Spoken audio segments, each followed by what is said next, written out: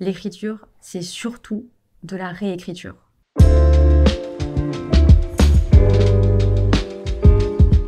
Je m'appelle Laura Chaumet, j'ai écrit un roman qui s'intitule La pulpe et le jus.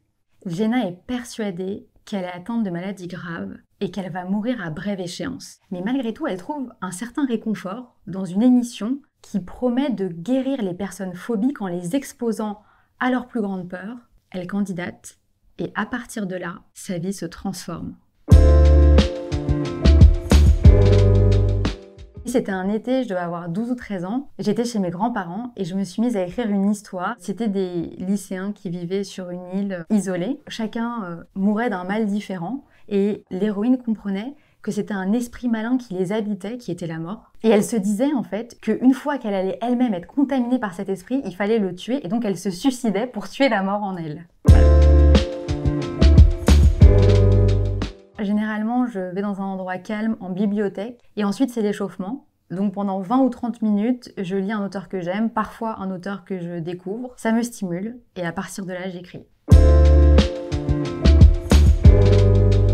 20 minutes de chronomètre, on écrit. Pendant ces 20 minutes, on s'oblige, on se force, et dans le pire des cas, on n'obtient rien de convaincant, mais peut-être qu'il reste une image, une phrase, une expression, quelque chose qu'on pourra réutiliser. Et puis dans le meilleur des cas, on est lancé et on écrit 1 heure, 2 heures. On s'arrête plus.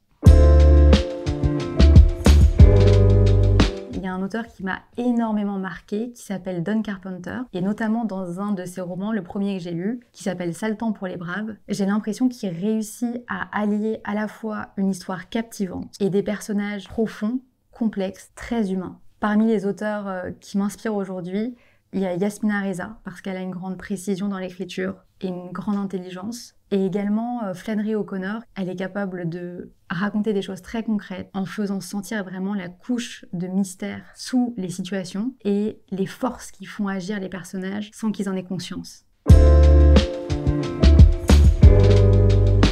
Pour moi, c'est un espace de liberté, mais c'est aussi un moyen de communiquer des choses qui sont parfois difficiles à dire dans la vie réelle. Pas chercher à être profond, accepter le fait qu'il va falloir réécrire et qu'il y aura des couches et des couches de travail parce que l'écriture, c'est surtout de la réécriture.